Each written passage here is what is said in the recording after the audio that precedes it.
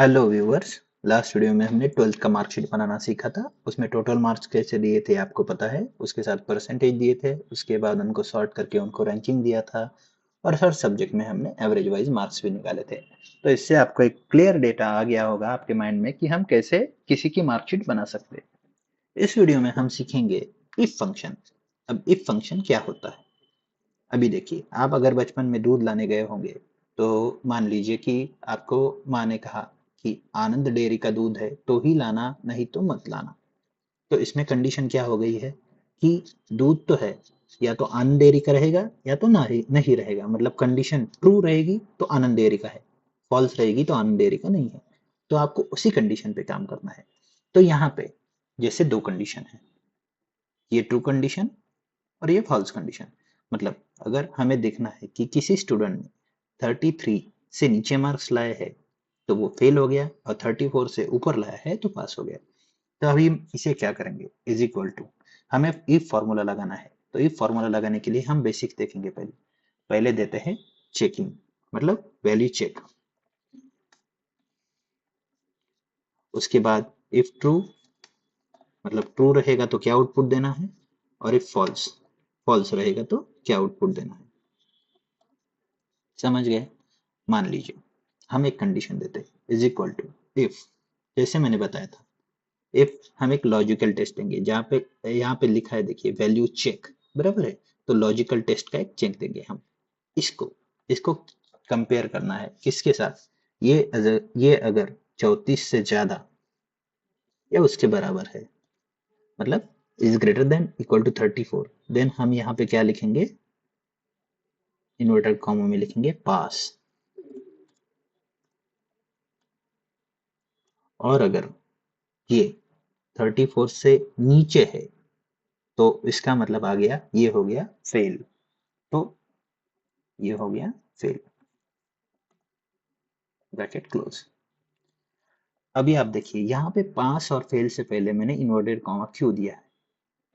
पास और फेल से पहले इन्वर्टेड कॉमा देने का मतलब है कि अगर ये आउटपुट आपका टेक्स्ट में है, जैसे PASS वर्ड जो है टेक्स्ट में है और FAIL वर्ड टेक्स्ट में है, तो आपको अगर टेक्स्ट में आउटपुट चाहिए तो आपको इन्वर्टेड कॉमा में लिखना पड़ेगा, और यही आउटपुट अगर आपका नंबर में रहता तो आपको इन्वर्टेड कॉमा लिखने की कोई जरूरत नहीं। तो देखिए मैं यहाँ पे इसको एंटर दबाता हूँ तो इसने दे दिया पास।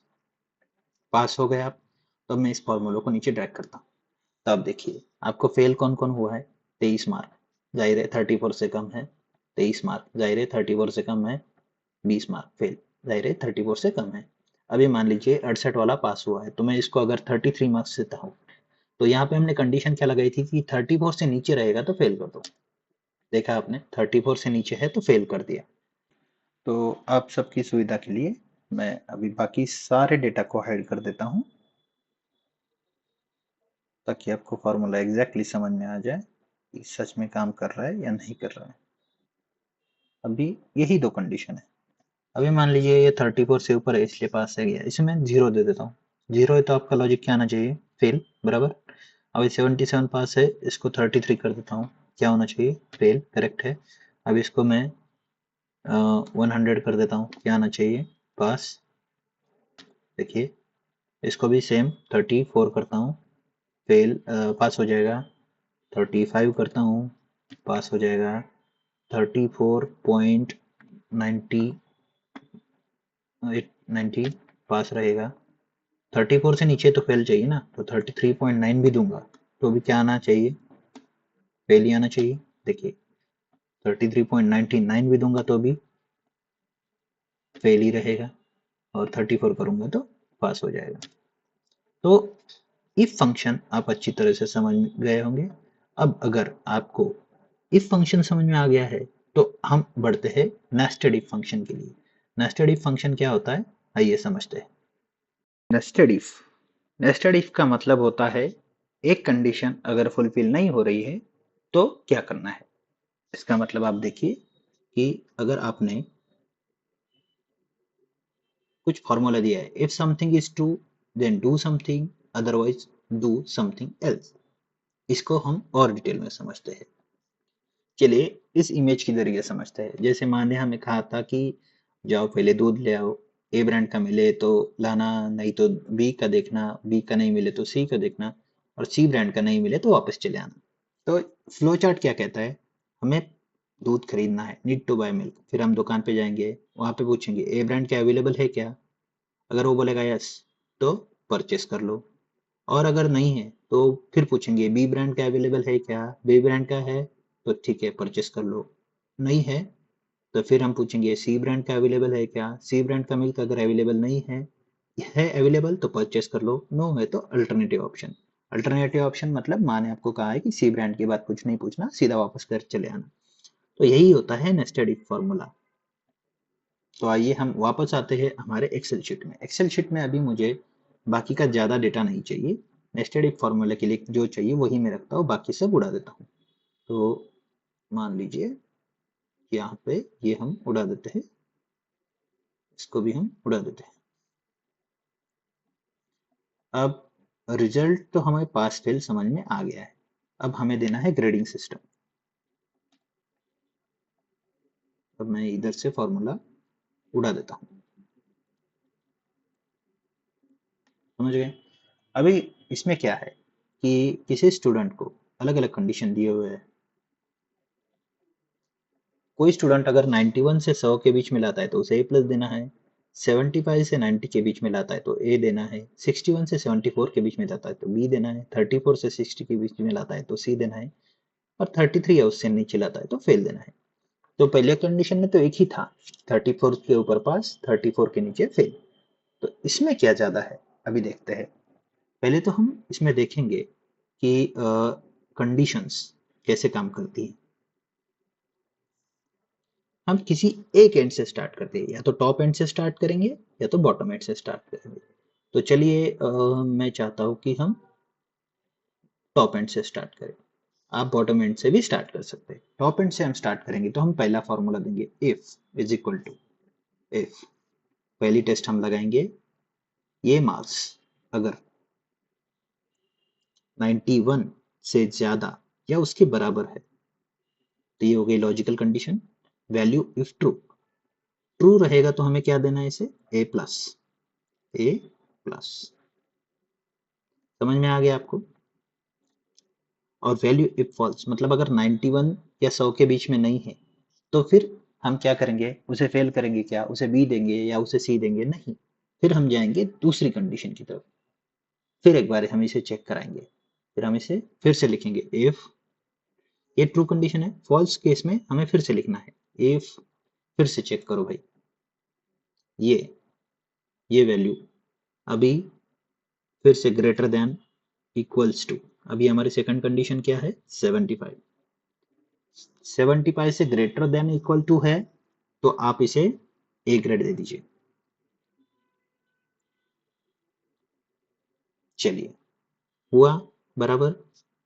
अगर 75 या उससे ऊपर है तो ए दीजिए, अगर 75 या उससे ऊपर नहीं है तो फिर आप उसे फेल करेंगे क्या, नहीं, फिर आप तीसरी कंडीशन चेक कीजिए, इफ फिर से ब्रैकेट दे दीजिए, C2 greater than equals to 61 है तो आप इसे दे दीजिए बी।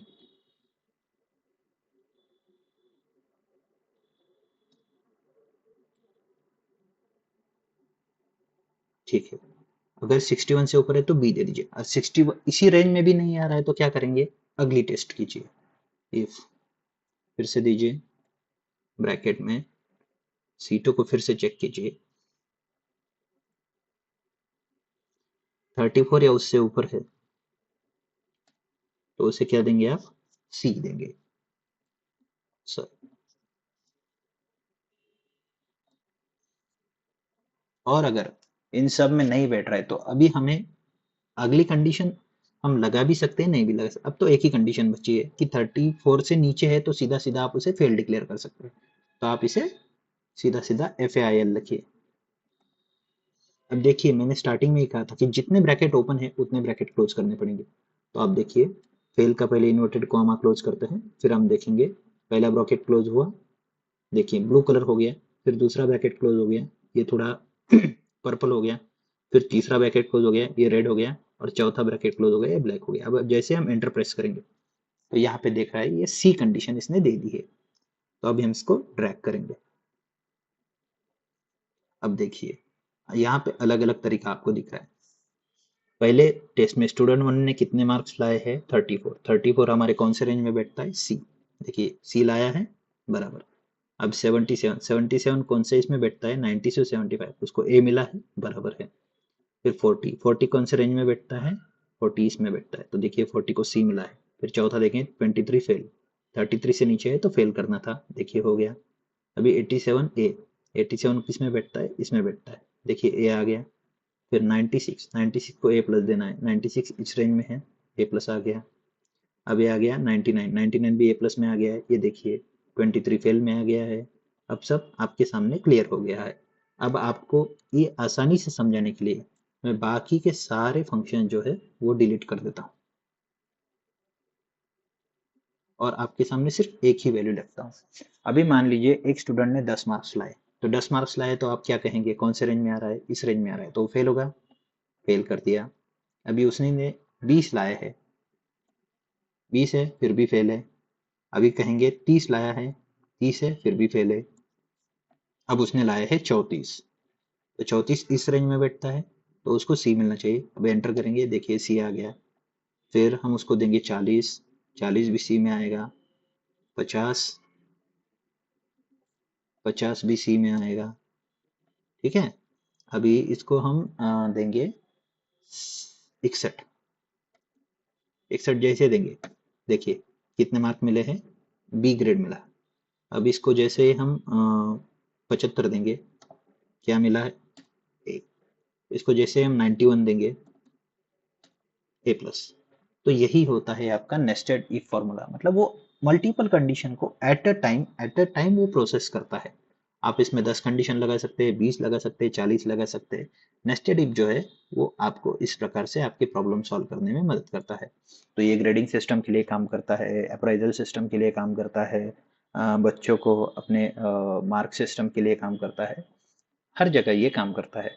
तो धीरे धीरे आप इसकी प्रैक्टिस कीजिए और मैं चाहता हूँ कि आपको इसमें कोई भी डाउट आए तो आप बेझिझक हमसे पूछिए, हम आपका प्रॉब्लम सॉल्व करने के लिए ही बैठे हैं। आशा है आपको सब कुछ समझ में आ गया होगा।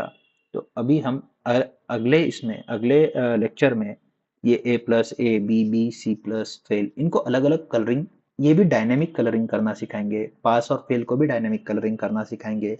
इसे हम कंडीशनल फॉर्मेटिंग कहते हैं। कंडीशनल फॉर्मेटिंग हम अगले वीडियो में सीखेंगे। आशा है आपको ये अच्छी तरह से समझ में आ गया होगा। Thank you for watching. Good bye.